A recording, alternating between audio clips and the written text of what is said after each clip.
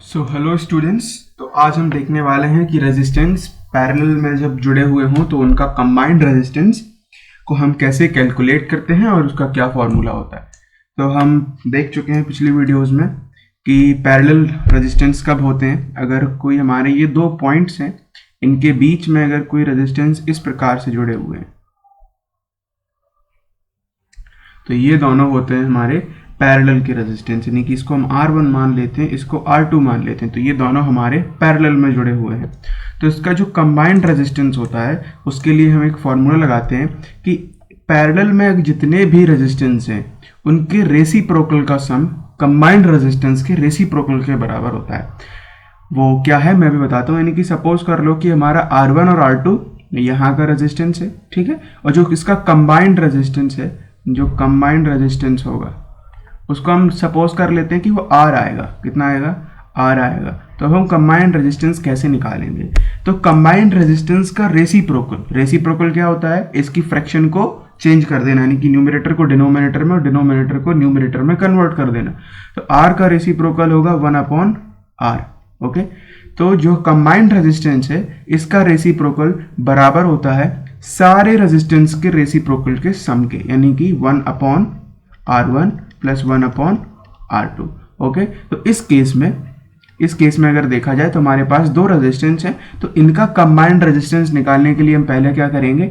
R1 और R2 का reciprocal कर देंगे। हमने R1 का रेसिप्रोकल यहाँ पे कर दिया, R2 का रेसिप्रोकल यहाँ पे कर दिया, और इन दोनों को फिर हमने ऐड कर दिया। और ऐड करने के बाद जो भी आएगा वो हमारा किसके बराबर होगा? 1/R के, जो कि हमने यहाँ लिख रखा है कि 1/R is equal to 1/R1 plus 1/R2।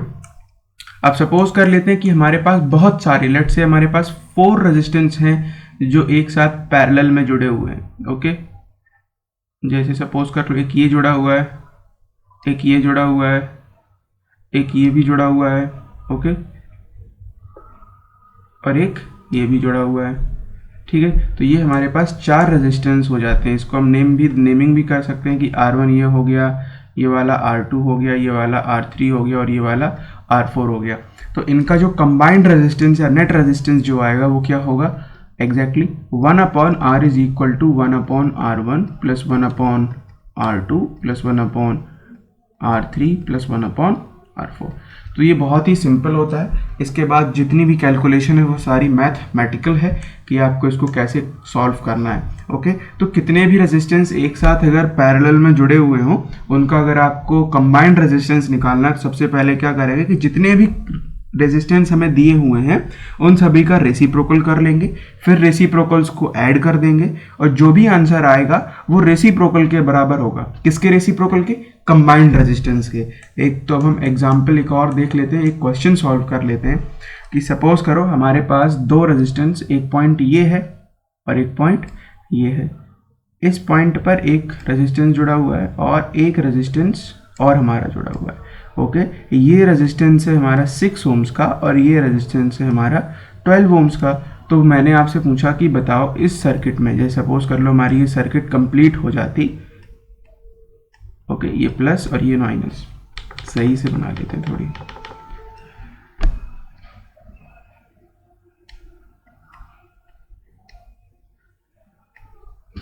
Plus minus. अब मैं आपसे कहूं कि इस सर्किट का टोटल रेजिस्टेंस, नेट रेजिस्टेंस या फिर इन दोनों का कंबाइंड रेजिस्टेंस कितना होगा, तो उसको निकालने के लिए हम क्या करेंगे? सीधा लिखेंगे 1/R is equal to 1/R1 plus 1/R2, क्योंकि हमारे पास केवल 2 रेजिस्टेंस है। प्लस 1/R3 नहीं करेंगे क्योंकि हमारे पास 3 रेजिस्टेंस यहाँ पर नहीं दिए हुए हैं। इसके बाद हम अपना आराम से कैलकुलेट कर लेंगे, लिखेंगे कि 1/R will be equal to 1/R1 हम 6 है हमारा, R2 है हमारा 12।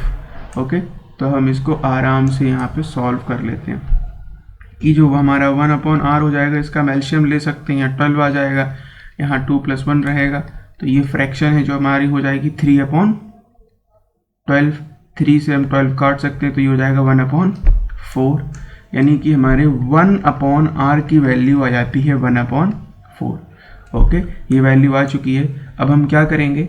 नॉर्मली हम फ्रैक्शन को रिवर्स भी मतलब नहीं कि इनका दोबारा से रेसिप्रोकल कर देंगे कि अगर 1/r इसके बराबर, या आप चाहो अगर उस हिसाब से समझिए तो हम क्रॉस मल्टीप्लिकेशन कर लेंगे, इसका मल्टीप्लिकेशन इसके साथ, इसका इसके साथ, तो r इंटू 1 r बचेगा इक्वल टू 4 इंटू 1 4, यानी कि जो हमारा नेट रेजिस्टेंस है वो कितना आ गया 4 ओम आ गया। या फिर आप ये भी कर सकते हैं कि हमारा जैसे 1/r इज इक्वल टू 1/4 आ गया था, ठीक है ना, ऊपर 1 उसको हम रेसिप्रोकल कर दें तो r इज इक्वल टू 4, एक बार हमने इन दोनों का रेसिप्रोकल फिर से कर दिया।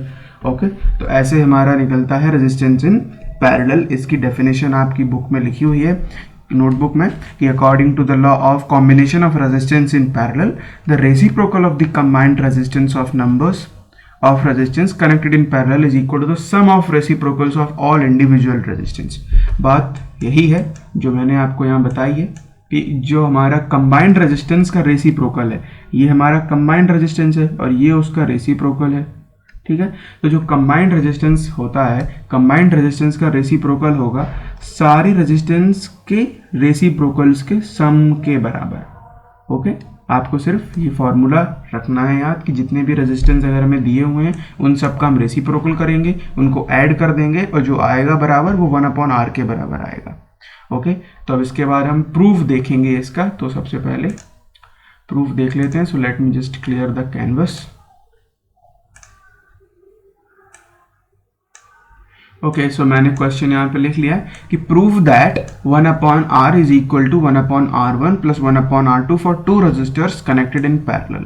यानी कि अगर हमारे ये 2 रजिस्टर्स हैं यहाँ पे, अगर ये हमारे पैरेलल में कनेक्टेड हैं जिस तरीके से आप देख पा रहे हो, और V वोल्ट्स की जो है एक हमने पावर सोर्स दे रखा है V वोल्ट, ठीक है, जो हमारी V वोल्ट की जो हमने दे रखी है बैटरी, तो आपको ये प्रूफ करना है कि इस सर्किट के लिए जो कंबाइंड रेजिस्टेंस होगा वो 1/r1 प्लस 1/r2 होगा।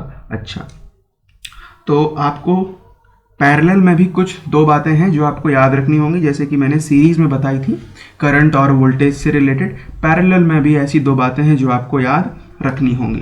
पैरेलल में क्या है कि जो करंट होता है हमारी सर्किट में, देखो यहाँ से करंट निकलना स्टार्ट होगा, डायरेक्शन ऐसी होगी करंट की, ठीक है, कन्वेंशनल डायरेक्शन। तो कुछ करंट यहाँ चला जाएगा और कुछ करंट यहाँ जाएगा, तो इस रजिस्टर के थ्रू एक अलग करंट जाएगा और इस रेजिस्टेंस के थ्रू एक अलग करंट जाएगा। यानी कि और क्यों जाएगा, क्योंकि इन रेजिस्टेंस की वैल्यू दोनों की अलग अलग है। सपोज कर लो अगर ये हमारा 6 ओम का है और ये 12 ओम का है, तो ये करंट को क्या करेगा, इसमें से थोड़ा करंट अलग तरीके से निकलेगा, ये कम अपोज करेगा। इसकी वैल्यू ज़्यादा है तो ये करंट को ज़्यादा रोकेगा, तो यहाँ से करंट कम निकलेगा क्योंकि हमने यहाँ रेजिस्टेंस क्या किया है, बढ़ा दिया है, ठीक है। अगर आपको ओम्स लॉ के बारे में जानकारी है तो आपको ये चीज़ अच्छी समझ में आ जाएगी। तो ये चीज़ आपको याद रखनी है कि जब पैरेलल में हमारी सर्किट होती है, ठीक है, तो जो इस कंडक्टर के थ्रू या इस रेजिस्टेंस के थ्रू जो करंट जाएगा वो अलग होता है और इसके थ्रू जो जाएगा वो अलग होगा। ऐसे ही अगर 3-4 और रेजिस्टर्स एक साथ कनेक्टेड होते, 3 होते, 4 होते, तो उन चारों के थ्रू जो करंट है वो अलग अलग जाता है। तो हम सपोज कर लेते हैं कि इसके थ्रू I1 करंट जा रहा है और इसके थ्रू I2 करंट जा रहा है, ठीक है। बट दूसरी चीज़ जो आपको याद रखनी है वो क्या है कि जो वोल्टेज है, देखो ये पॉइंट और ये पॉइंट दोनों रेजिस्टेंसेस के लिए सेम है। तो अगर 2 पॉइंट पे, ठीक है, 2 पॉइंट्स के बीच में कितने भी रजिस्टर जुड़े हुए हैं, जैसे यहाँ पे R1 और R2 इन दोनों पॉइंट्स के बीच में जुड़ा हुआ है, तो उन दोनों रजिस्टर्स के लिए वोल्टेज सेम होता है, क्योंकि वोल्टेज यहाँ से आया, यहाँ पे जितना वोल्टेज होगा, यहाँ पे तो कांस्टेंट जितना वोल्टेज होगा उतना ही रहेगा ना, ऐसा थोड़ी है कि इसके लिए अलग हो जाए, इसके लिए अलग हो जाए। तो आपको ये बात याद रखनी है कि पैरेलल में वोल्टेज सेम मिलता है दोनों रेजिस्टेंस को। अगर ये सपोज कर लो ये बैटरी जो है वो हमारी 9 वोल्ट्स की है, तो इस रेजिस्टेंस को भी 9 वोल्ट्स का 9 वोल्ट मिल रहा होगा और इस रेजिस्टेंस के लिए भी जो वोल्टेज है या जो पोटेंशियल डिफरेंस है वो 9 वोल्ट्स ही होगा। बट करंट डिफरेंस होगा, क्यों, क्योंकि करंट में इसलिए डिफरेंस है क्योंकि ये R1 है और ये R2, ये दोनों बराबर नहीं है और ना ही ये सीरीज में कनेक्टेड है। ओके, तो पैरेलल में जो करंट है वो सभी रेजिस्टेंसेस को अलग अलग मिलता है बट वोल्टेज सेम मिलता है। तो ये बात आपको याद रखनी है। तो जो करंट सपोज कर लो अलग अलग मिल रहा है वो I1 हो गया, इसके लिए I2 हो गया, और जो वोल्टेज है दोनों के लिए वोल्टेज मैं यहाँ लिख लेता हूँ वो है V, ठीक है, दोनों के लिए वोल्टेज कितना हो गया V। बट अगर मैं आपसे पूछूं ओवरऑल सर्किट में कितना करंट है, ओवरऑल सर्किट में कितना करंट है, तो ओवरऑल सर्किट में तो कुछ एक ही करंट होगा ना। टोटल अगर हम कंबाइंड करंट पूछे कि पूरी सर्किट में कितना करंट फ्लो हो रहा होगा, तो वो होता है हमारा आई। ठीक है, जैसे हमारा पिछले हमने सीरीज में देखा था कि वोल्टेज जो है वो अलग अलग रेजिस्टेंस को अलग अलग मिलता है, बट कंबाइंड वोल्टेज तो वही रहता है। तो हम सिमिलरली यहाँ लिख लेंगे कि हमारी जो पूरी सीरीज सर्किट है, ठीक है ना, ये पूरी सर्किट है, उसके लिए हमारा करंट कितना होगा, आई। ठीक, ये थोड़ी जरूरी है आपको याद रखना है कि पूरी सर्किट में करंट सेम रहता है, बट अगर आप अलग अलग इंडिविजुअल रेजिस्टेंसेस को उठा के देखो, अगर R1 को उठा के देखो तो उसको मिल रहा होगा I1 करंट, R2 को उठा के देखो तो उसको मिल रहा होगा I2 करंट, लेकिन पूरी सर्किट में कितना करंट है वो तो I होगा ना, दोनों को कंबाइन करने के बाद जो कुछ भी निकल रहा होगा ना। ठीक है, तो इसीलिए हम लिख सकते हैं कि जो I करंट है वो हो जाएगा हमारा I1 प्लस I2 के बराबर। ठीक है, क्योंकि देखो कुछ करंट इसे मिला, कुछ करंट इसे मिला, तो जो टोटल करंट है वो इन दोनों को ऐड करने के बाद आ जाएगा। ओके, तो हम इसको अपनी फर्स्ट इक्वेशन मान लेते हैं। ठीक है, तो ये हमारी फर्स्ट इक्वेशन हो गई। इसके बाद हम पूरी सर्किट के ऊपर, ठीक है, अभी हम ये नहीं सोच रहे हैं कि यहाँ पे 2 रेजिस्टेंस है, 4 रेजिस्टेंस है, 5 रेजिस्टेंस है, हम सिर्फ ये देख रहे हैं एक पूरी सर्किट है। इसके ऊपर अगर हम ओम्स लॉ लगाते हैं तो हमारा ओम्स लॉ होता है I is equal to V upon R। तो हम सिंपली लिख सकते हैं I is equal to V upon R। ये हमारा हो गया ओम्स लॉ। तो हम इसको एक सेकेंड इक्वेशन अपनी बना लेते हैं। ठीक है, तो ये अभी हमने लगाया था पूरी सर्किट के ऊपर, पूरी सर्किट के ऊपर। ओके, अब अगर हम दोनों रेजिस्टेंसेस के ऊपर लगाएं, ठीक है, इस रेजिस्टेंस R1 के ऊपर ओम्स लॉ और R2 के ऊपर ओम्स लॉ, तो वो कैसे आएगा, देखो R1 पर करंट कितना है, I1, वोल्टेज V है, मैंने बताया है वोल्टेज दोनों रेजिस्टेंस के ऊपर सेम रहेगा, इसीलिए आपको ये चीज़ याद रखनी है क्योंकि ये प्रूफ में आती है। ठीक, रेजिस्टेंस है आपका R1, ये हमारी तीसरी इक्वेशन हो गई। ठीक है, सिमिलरली होगा क्या कि जो हमारा I2 है वो रेजिस्टेंस 2 के लिए करंट है और वोल्टेज V ही रहेगा। क्यों, क्योंकि वोल्टेज तो हमारा सेम रहता है। तो ये हमारी 4 इक्वेशन बन चुकी हैं। अब हम क्या करेंगे कि इन तीनों में से I और I1 और I2, I की वैल्यू हमारे पास है V अपॉन R, I1 की वैल्यू है V1, अब V अपॉन R1, I2 की वैल्यू है V अपॉन R2। यहाँ से इन तीनों की वैल्यू को उठा के हम यहाँ पर रख देंगे।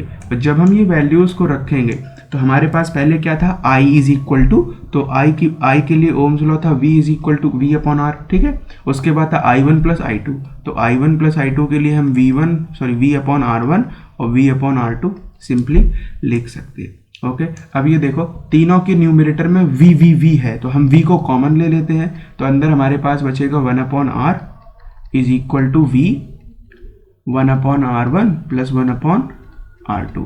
V से V हमारा कैंसिल हो जाएगा, और जैसे ये V से V कैंसिल हो गया तो हमें अपना जो सॉल्यूशन है वो मिल गया कि R1 प्लस 1 अपॉन R2, और यही हमको प्रूफ करना था कि 1 upon R is equal to 1 upon R1 plus 1 upon R2। देखो, तो ये हमारा सिंपल सा प्रूफ हो चुका है। ओके, तो अब अगर आपको कोई प्रॉब्लम हो तो आप कमेंट सेक्शन में बता सकते हैं, या फिर लाइव क्लासेस में जो होंगी हमारी उनमें पूछ सकते हैं। और अगर आपको अब एक टास्क है, यहाँ आपको एक टास्क मिलेगा, और वो आपका टास्क क्या होगा, अगर आपने पिछले लेक्चर्स को अटेंड किया है तो आप समझ गए होंगे कि आपका टास्क अब ये होगा कि आपको प्रूफ करके दिखाना होगा कि 1 upon R is equal to 1 upon R1 plus 1 upon R2 plus 1 upon R3। ठीक है, फॉर 3 रजिस्टर्स, अगर 3 रजिस्टर्स जुड़े हुए हैं, not 1, for 3 resistors in parallel, कि अगर पैरेलल में 3 रजिस्टर्स हमारे जुड़े हुए हैं तो आपको ये प्रूफ करके दिखाना है। तो आप इसको प्रूफ करें और आराम से भेज सकते हैं मुझको। तो चलिए हम थोड़े से क्वेश्चन भी सॉल्व कर लेते हैं, बट उससे पहले मुझे कैनवस क्लियर करना होगा। Okay, so let's clear the canvas. Okay, so अभी हम जो कुछ क्वेश्चंस हैं उन्हें सॉल्व कर लेते हैं। ठीक है, कि वही सिंपल से क्वेश्चन होंगे कि अगर सपोज करो ये हमारी एक सर्किट है, ठीक है, इस प्रकार के क्वेश्चन में आपको पूरी सर्किट बना के रेयरली ही दी जाती है, क्योंकि हमें आपसे सिर्फ कॉम्बिनेशन पूछना है। ठीक है, तो ये 3 ओम्स का है और ये हमारा 6 ओम्स का है। अब मैं कहूँ चलो बताओ इसका कंबाइंड रेजिस्टेंस क्या होगा, तो कंबाइंड रेजिस्टेंस सीधे सीधे निकाल सकते हो, 1 upon R is equal to 1 upon R1 plus 1/R2, तो यहाँ लगाओगे तो क्या जाएगा 1/R is equal to R1 को R1 3 है तो 1/3 plus 1/6, 1/R is equal to 3/6 का 3 और 6 का एलसीएम ले लेंगे 6, यह आ जाएगा 2 प्लस 1। ओके, तो 1/R is equal to 2 plus 1 कितना जाएगा 3/6, 3 1 जा 3, 3 2 जा 6, तो 1/R की वैल्यू आ गई 1/2। जब इसका हम क्रॉस मल्टीप्लाई करेंगे तो 2 को हम यहाँ भेजेंगे, दिखा देता हूँ सही से, 2 को हम यहाँ भेज सकते हैं, R को ऐसे, तो R इज इक्वल टू क्या हो जाएगा R इंटू 1 क्या होगा R, और 2 इंटू 1 क्या हो जाएगा 2 ओम्स। यानी कि हमारा जो रेजिस्टेंस है, जो कंबाइंड रेजिस्टेंस आया इन दोनों के लिए, ठीक है ना, वो कितना आ गया 2 ओम्स। इसका मतलब क्या होता है, देखो इसका मतलब ये है कि ये दोनों रेजिस्टेंस अगर इस जगह पे लगे हुए हैं तो इसका मतलब ये भी है कि यहाँ पर आप ऐसा इमेजिन कर सकते हो कि यहाँ पे 2 रेजिस्टेंस होने की बजाय सिर्फ एक रेजिस्टेंस लगा हुआ है जो 2 ओम्स का है, ठीक है। यानी कि सपोज करो अगर इतना कोई सर्किट है जिसमें अगर इतना लगा हुआ है तो भी बात बराबर है, अगर कोई सिर्फ और सिर्फ 2 ओम का रेजिस्टेंस लगा दे तो भी बात बराबर है, क्योंकि इन दोनों का नेट जो है वो कितना आ रहा है 2 ओम्स आ रहा है। ओके, तो अब हम एक थोड़ा सा कॉम्प्लेक्स क्वेश्चन भी सॉल्व कर लेते हैं जिसमें हम थोड़े extra, okay, so first just clear canvas, और अब हम जोड़ लेते अपना एक क्वेश्चन लगाएंगे, ठीक है। कि सपोज करो कि पहले हमारा एक रेजिस्टेंस दिया हुआ है यहाँ पे, और इसके बाद 2 रेजिस्टेंस हमें ऐसे दिए हुए हैं, ओके। पूरी सर्किट बनाने की ज़रूरत नहीं है हमें, ठीक है। ओके, तो लेट्स से इसकी वैल्यू है हमारी कितनी, इसको हम लेट्स से मान लेते हैं कितना, इसको मान लेते हैं पहले 8 ओम्स, और ये है हमारा लेट्स से 12 ओम्स, ओके। और इसको कितना ले लें, चलो इसको ले लेते हैं हम 10 ओम्स, ठीक है। कि सपोज करो हमारे पास 3 रेजिस्टेंसेस हैं, ठीक है, जिनमें से 2 पैरेलली जुड़े हुए हैं और 2 सीरीज में जुड़े हुए हैं। तो सबसे पहले आपको करना क्या होगा कि अगर जितने सीरीज में हैं, ठीक है ना, तो देखो ये दोनों सीरीज में, अगर आप देखो कि ये रेजिस्टेंस और ये दोनों, ठीक है, ये रेजिस्टेंस और इन दोनों का कॉम्बिनेशन सीरीज में है, ठीक है, बट ये इसके पैरेलल में है। तो सबसे पहले हम क्या करेंगे कि इन दोनों पैरेलल का नेट रेजिस्टेंस निकाल लेते हैं। तो पैरेलल का नेट निकालने के लिए हम क्या करेंगे 1/R is equal to 1/8 plus 1/12, 1/R is equal to 8 plus 12 को करेंगे तो बोलो एलसीएम कितना आ जाएगा 24, 8 3 जा 24, 12 2 जा 24, तो ये हो जाएगा हमारा 5/24, ठीक। तो अगर हम इसको अब 1/R इज इक्वल टू 5/24, ठीक है, इसको अगर आप क्रॉस मल्टीप्लाई करके सॉल्व करो, नॉर्मली करो, तो हमारा आ जाएगा R इज इक्वल टू 24/5, ठीक। क्या किया हमने इसको रेसिप्रोकल कर दिया और इसका भी रेसिप्रोकल, यानी कि इसके डिनोमिनेटर को न्यूमरेटर में चेंज कर दिया और न्यूमरेटर को डिनोमिनेटर में, इसका भी हमने रेसिप्रोकल कर लिया, या फिर आप क्रॉस मल्टीप्लाई करके भी कर सकते हो। ओके, सॉरी, ये 25 नहीं, सिर्फ और सिर्फ 24 है, ठीक। इसके बाद जब हम सॉल्व करेंगे तो कितना आ जाएगा हमारा 5 4 जा 20 और लास्ट में बचेगा 4.8, ओके। हमारा रेजिस्टेंस आ जाता है 4.8, यानी कि ये दो जो रेजिस्टेंस है ना, इनका कंबाइंड रेजिस्टेंस जो होगा वो है हमारा 4.8। तो हम इस सर्किट को इस तरीके से भी इमेजिन कर सकते हैं, इस तरीके से भी हम इस सर्किट को अब इमेजिन कर सकते हैं कि सपोज करो कि हमारा पहले यहाँ पे 10 ओम तो था ही था, अब इन दोनों का इन दोनों का कंबाइंड कितना आया 4.8। तो तुम ऐसे मान सकते हो कि यहाँ पर सिर्फ एक 4.8 ओम का लगा हुआ रेजिस्टेंस, ठीक है ना, क्योंकि ये इन दोनों का कंबाइंड रेजिस्टेंस है, ठीक। तो अच्छा, अब हमने इतना तो निकाल लिया, अब हमें पूरी सर्किट का चाहिए था, पूरी सर्किट का रेजिस्टेंस कितना है, तो अब आसानी से निकाल लेंगे कि यहाँ पे हमारा 4.8 आ गया। अब इन दोनों को हम ऐड कर देंगे क्योंकि इन दोनों को भी तो कंबाइन करना है, तो अब जो नया R होगा वो कितना हो जाएगा 10 प्लस 4.8 यानी कि 14.8। तो ये है हमारा आंसर, ये हमारा आंसर हो जाएगा, ओके। सो यही था हमारा आंसर कि ऐसे आप निकाल सकते हो, ठीक। तो ये हमारा था कॉम्बिनेशन इन पैरेलल, कि पैरेलल में कैसे होता है। पैरेलल के लिए बस आपको 2-3 चीज़ें याद रखनी है। क्या, इस वीडियो का जो एक्सर्प्ट होगा या जो समरी होगी वो ये है कि 1/R is equal to 1/R1 plus 1/R2, R2। ये तो हमारा फॉर्मूला हो गया। यहाँ पे आप +1/R3 भी कर सकते हो अगर 3 लगे हुए हैं। दूसरी चीज आपको याद रखनी है कि जो करंट है, ठीक है ना, जो करंट है वो हर एक रजिस्टर को या फिर हर एक कंडक्टर को अलग अलग मिलता है, ठीक है। यानी कि अगर 3 रेजिस्टेंस लगे हुए हैं, सपोज करो R1, R2 और R3 है, तो इसको करंट I1 मिलेगा, इसको करंट I2 मिलेगा और इसको करंट I3 मिलेगा। सिमिलरली अगर 4 लगे हुए हैं तो उसको करंट अलग मिलेगा।